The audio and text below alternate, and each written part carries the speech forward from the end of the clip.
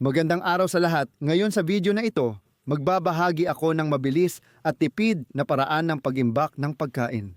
Sa palagay ko, maraming nakaunawa na sa Europa na pumasok na tayo sa hindi matatag na kalagayan, lalo na sa enerhiya at politika. Maraming mga tagamasid at mga taong sangkot ang naniniwala na may pagsasama-sama ng mga salik na maaaring magdulot na ngayong taglamig.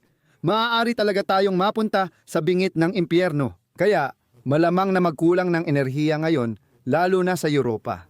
Dahil dito, malaki ang posibilidad na magkaroon tayo ng sistemikong pagkabigla at pagkasira ng mga supply chain para sa buong mundo. Ngayong taglamig, napansin na nating lahat ang pagkaantala sa supply ng ilang mga produkto. Sa mga darating na buwan, posibleng magdulot ito ng matinding kakulangan ng supply na apektado ang ating araw-araw. Bukod pa rito, may mga problema kayo na may kinalaman sa presyo ng gas na nagpapabigat sa produksyon ng mga nitrogen fertilizer at maaaring magdulot ng malawakang kakulangan sa pagkain. Kaya panahon na para pag-usapan natin kung paano magtatag ng pangmatagalang imbakan ng pagkain para sa ating kabuhayan. Marami tayong dapat pag-usapan, kaya magiging masinsinan ito. Makikita rin natin na pagkatapos ng video, magagawa na ito ng mga hindi handa ng mabilis at matipid.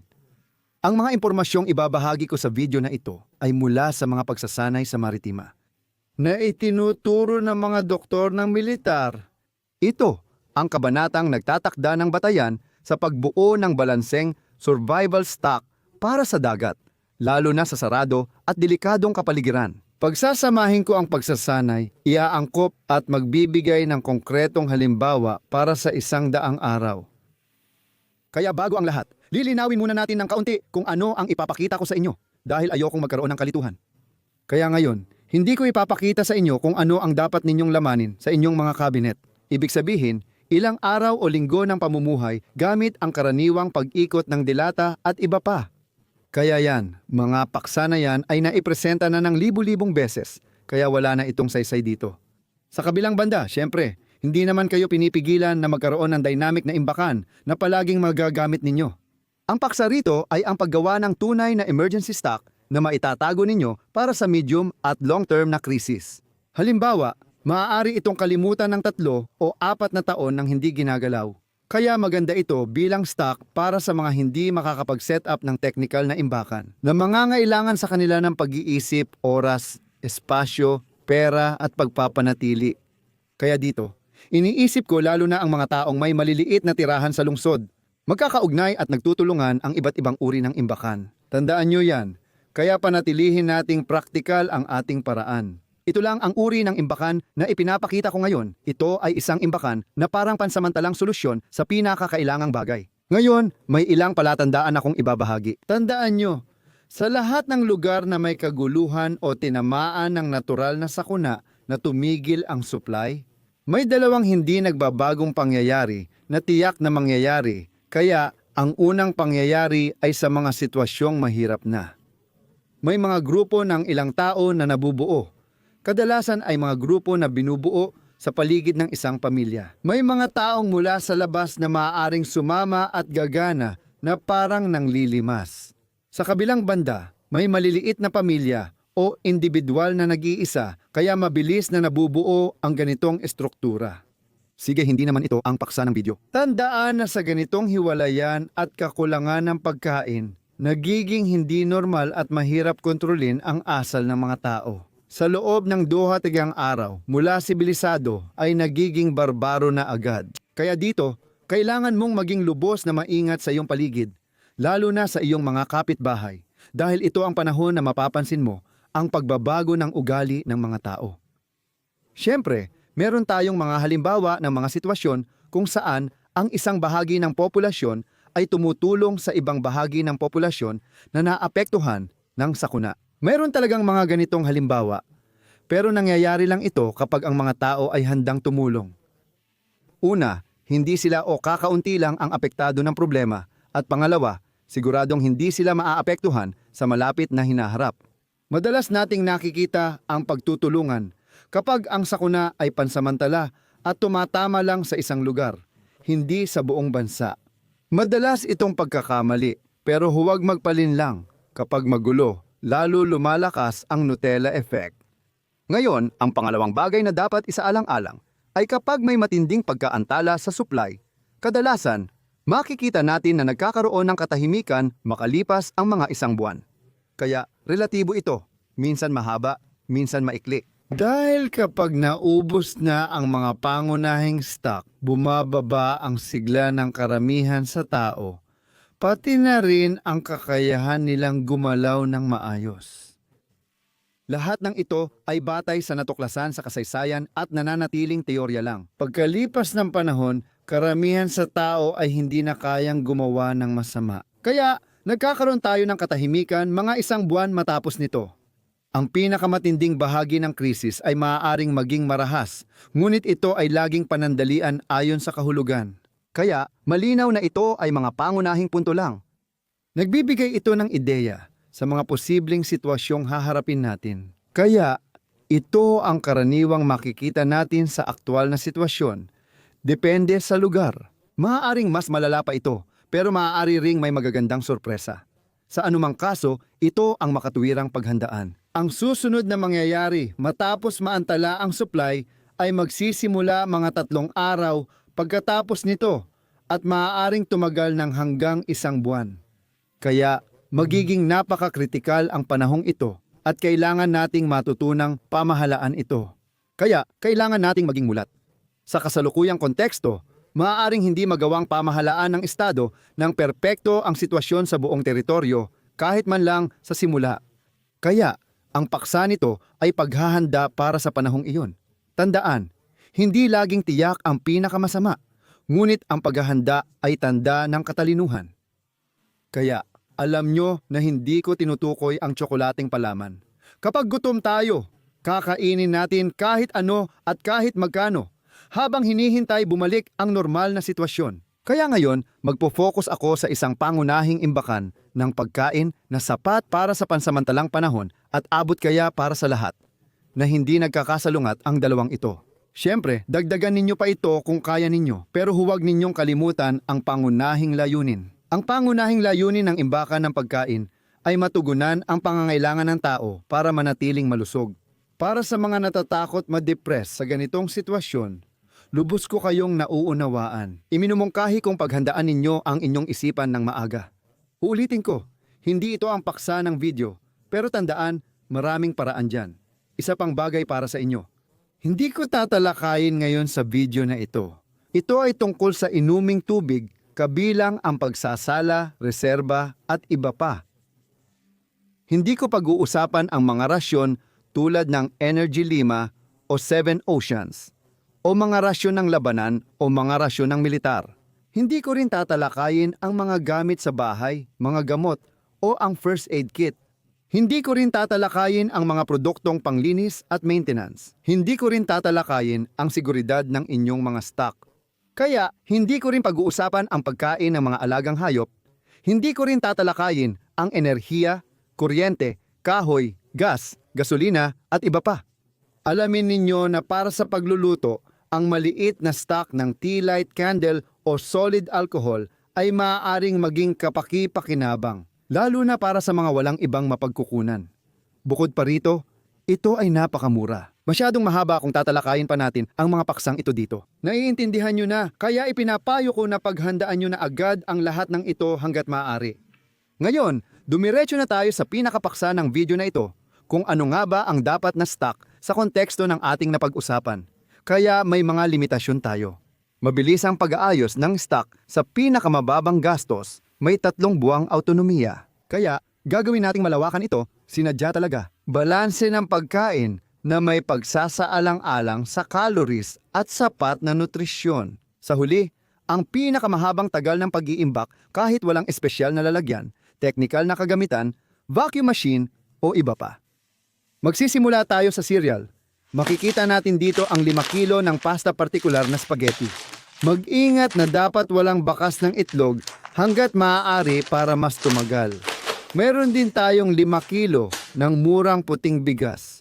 Meron kang 3 kilo ng oatmeal, kaya maganda ang oatmeal. Pwede itong ihanda gamit ang malamig na tubig at meron ka ring 4 kilo ng semolina na pwede ring ihanda gamit ang malamig na tubig. Ngayon, bagong gulay. Meron kang 2 kilo ng bland na lentils. Meron kang 2 kilo ng pulang beans. At ang pulang beans ang pinakamasustansya sa lahat ng beans na butil. Meron kang 2 kilo ng garbanzos at 2 kilo ng durog na gisantes. Kaya para pa rin ito sa 100 araw. Dito, sapat na ang mga ito para matugunan ang pangangailangan ng isang tao sa loob ng 3 buwan. Ngayon, ang cereal ay nagbibigay ng carbohydrates, enerhiya, bitamina, magnesium, iron, protina at iba pa. Ang mga legumbre naman ay mayaman sa carbohydrates, fiber at protina rin at napakaganda para sa utak at mga kalamnan. Kaya, pagdating sa mga legumbre, nangangailangan sila ng maraming enerhiya para sa kanilang paghahanda. Kaya kailangan silang lutuin ng matagal. Alamin ninyo na kung ibababad ninyo sila ng 12 oras o 24 na oras, mahahati sa 2 o 3 ang oras ng pagluluto. Maaaring maging interesante ito dahil sa pagtitipid ng enerhiya, lalo na kung may limitasyon tayo roon. Kung gusto ninyo, pwede kayong pumili ng homemade na paglalata o pagpreserba sa asin pagkatapos lutuin. Papayagan kayo nito na magkaroon ng pagkaing handa ng kainin kapag kailangan. Pero mas maikli ang teoretikal na tagal ng pagpreserba nito. Kung ikukumpara sa mga hilaw na butil, maaari rin nating patubuin ng ilang araw ang mga butil tulad ng sitaw, lentil, o kahit mga cereal gaya ng trigo. Mapapalakas nito ang mga iyon at dadagdagan ng 20% protina at oligo-elemento. Kapag kinain sa simula ng pagtubo, iyon ang tawag natin. Ang mga Chinese noodles ay kadalasang mga pagkain o produktong mababa ang kalidad, walang sustansiyang makukuha, at bukod pa rito, madalas ay hindi rin ito tumatagal ng matagal. Ang mahalagang prinsipyo ng stock na ito ay sa pagitan ng mga legumbre at mga cereal. Magbabalanse ang mga pinagmumulan ng protinang galing sa halaman. Kaya ito ay isang kombinasyon na nagiging alternatibo sa mga pagkaing galing sa hayop kapag sabay na kinain ang mga cereal at legumbre sa proporsyon na 2 bahagi sa 1 bahagi. Magiging maganda ang pagsipsip ng protina ninyo. Kaya pwedeng mabuhay kahit walang karne o isda at magagawa ito nang hindi nawawalan ng lakas at hindi natutunaw ang mga kalamnan. Meron naman tayong mga dilatang isda, pero kung sakaling magkaroon ng problema sa pag-iimbak ng mga lata, halimbawa, pwedeng punan ng kombinasyon ng cereal at munggo ang kakulangan na ito nang walang problema. Sa loob ng ilang panahon, magbibigay daan ito sa atin na mabawasan nang malaki ang pagkonsumo ng mga pagkaing galing sa hayop na mahal at hindi rin tumatagal ng matagal. Kaya para sa mga cereal at munggo, pwede itong itago ng hanggang 30 taon nang walang problema. Kung tama ang pagtatago, mas maiksi ang shelf life ng harina, hindi ito kasing tagal. Pwede rin itong ilagay sa imbakan. Para sa mga cereal at butil, inire-recommenda kong ilagay muna ito sa freezer ng 48 oras bago itago. Isa itong teknik na nakakatulong para mapuksa ang mga insekto na maaaring nasa loob ng produkto o sa mga pakete. Pwede rin itong gumana gamit ang mga sariwang dahon ng laurel na ilalagay mo sa mga lalagyan, na lalo nang makakatulong para itaboy ang mga insektong sumisira sa pagkain. Kaya, tandaan na dapat itago ang lahat sa malamig na lugar tulad ng bodega o maayos na imbakan. Maganda yan, malaw sa ilaw at tuyo ang lugar. Mas mainam ang pag-iimbak sa ganitong kapaligiran at mas tumatagal ang pagkain, lalo na sa mga tropikal na lugar. Ang pag-iimbak ng pagkain ay napakahirap at minsan ay halos imposible para sa ilang pagkain kung walang napakakomplikadong sistema ng katawan. Paano naman ang mga langis? Ngayon, dapat nating malaman na 2 hanggang 3 kutsara bawat araw ang kailangan para matugunan ang ating pangangailangan sa mahahalagang fatty acid. Kaya dito, meron kayong 4 na litro ng langis para sa 3 buwan para sa 100 araw sa pagkakataong ito. Kaya mayroon kayong 2 litro ng langis ng oliba at 2 litro ng langis ng kolsa sa pinakamurang presyo palagi. Kaya ang 2 uri ng langis ay may magagandang kalidad sa nutrisyon. Kasama sa mga daming ito ang pampalasa at pagluluto para sa 100 araw, pati na rin ang mga petsa ng expiration. Huwag ninyong ipagkamali ang date of last consumption na nagsasaad kung kailan hindi na garantisado ang kaligtasan ng produkto. Ibig sabihin, ayon sa gumawa, delikado na ang produkto pagkatapos ng petsang iyon. At ang date. Datemax na magsasabi sa inyo na ang kalidad ng lasa ng produkto ay hindi na garantisado pagkatapos ng petsang iyon. Sa pagkakataong ito, magiging usapin lang ito ng kalidad ng produkto. Kaya, Isipin ninyo na matapos ang 2 o 3 taon ng tamang pag-iimbak, maaaring pumangit ang lasa lalo na kung di maganda ang kalidad, pero hindi ito delikado. Kaya, may mga pag-iingat kayong kailangang gawin sa lahat ng produkto. Siguraduhin na walang amag sa produktong kakainin ninyo dahil may mga amag na talagang nakakalason. Kung gusto ninyo, maaari kayong gumamit ng langis ng niyog o ng seindu na may magandang kalidad. Hindi kasing ganda sa kalusugan ang 2 produktong ito, pero tumatagal sila ng 5 taon nang walang problema. Kaya, mayroon din kayong mga produkto tulad ng dilatang mantikilya o pulbos na mantikilya na tumatagal ng napakatagal pero napakamahal at mahirap hanapin dito sa Pransya. Dito sa ating mga lugar, maaari ring para sa mga mahilig gumawa ng sariling dilatang mantikilya. Meron kayo dito na 500 gramo ng asin, simpleng asin sa dagat. At meron kayong 70 gramo ng paminta. Ang paminta ay buo dahil mas maganda ito para sa pag-iimbak. Kaya para sa 2 pagkaing ito, habang buhay ang shelf life nila.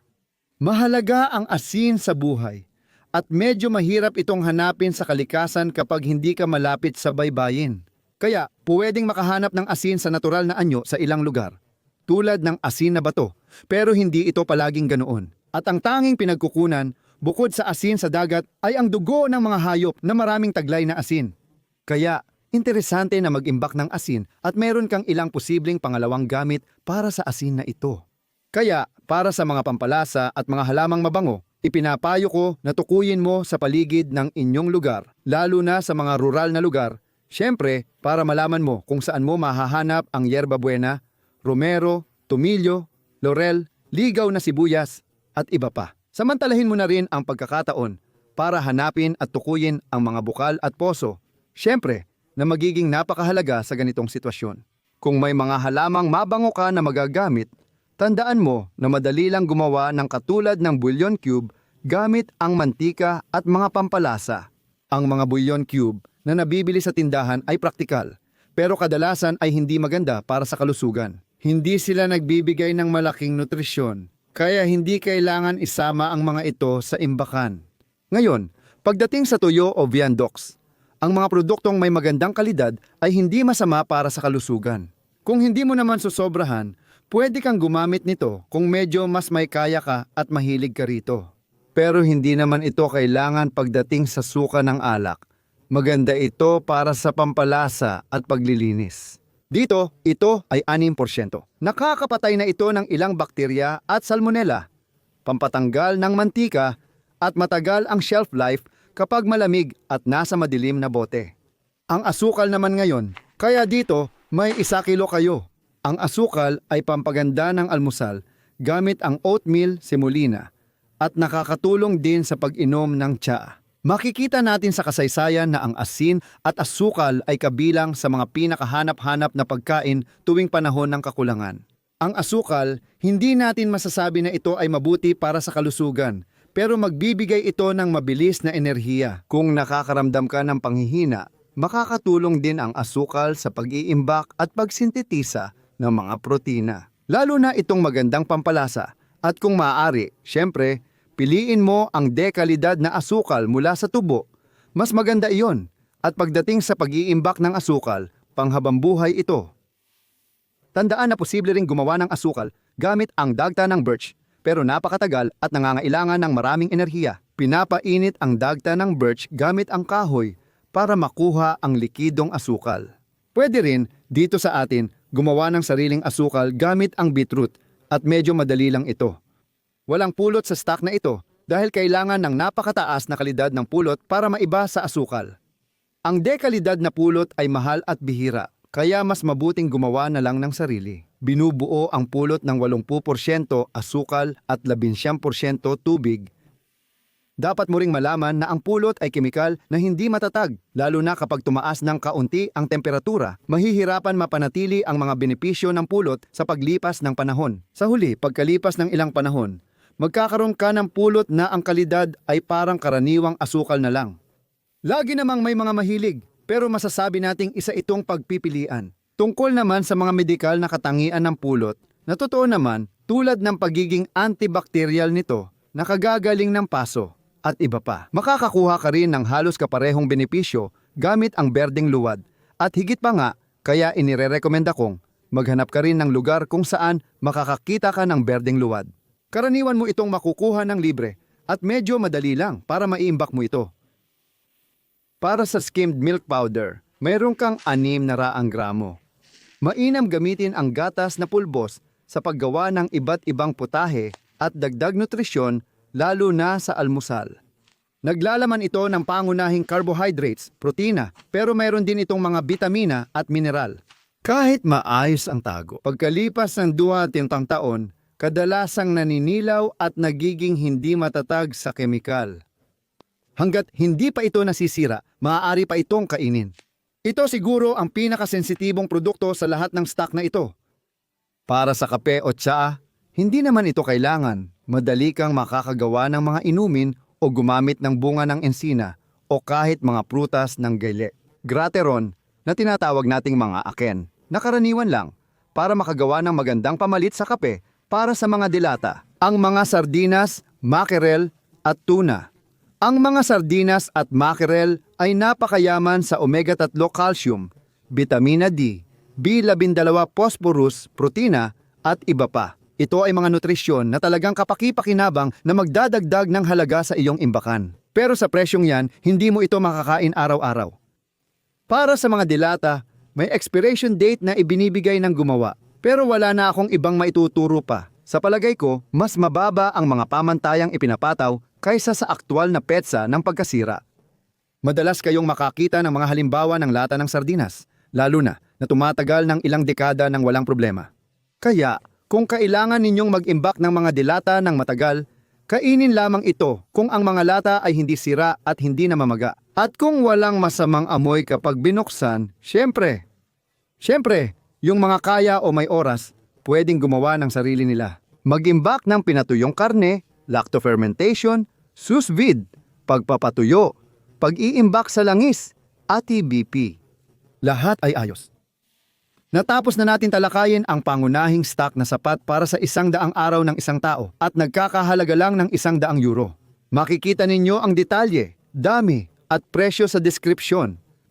Tungkol naman sa mga micronutrient na matatagpuan sa mga sariwang pagkain, hindi sila nagbibigay ng maraming enerhiya, pero mahalaga sila para sa inyong kalusugan. Kaya ito ang mga bitamina, mineral at mga trace element. Kahit na marami nito sa stock, kailangan pa rin nating kunin ang mga ito mula sa labas hanggat maaari. Sa pamimitas, pangangaso at pangingisda, mapapabuti natin ang balanse ng pangunahing pagkain.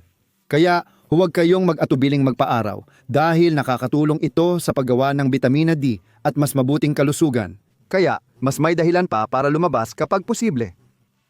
Sa pamimitas, mag-focus sa mga karaniwang halamang madaling makilala gaya ng desorti, dandelion, lamier, dahon ng linden at mga pamilyar na prutas at berries. Sa ganitong imbakan, tatagal kayo ng 3 buwan nang walang problema. Samantala, habang gumaganda ang inyong kapaligiran, mas magiging handa kayo kumpara sa karamihan ng ating mga kababayan para sa isang pansamantalang panahon. Kaya gamitin ito ng maayos at huwag hintayin ang huling sandali sa paghahanda. Kita-kits sa susunod na video.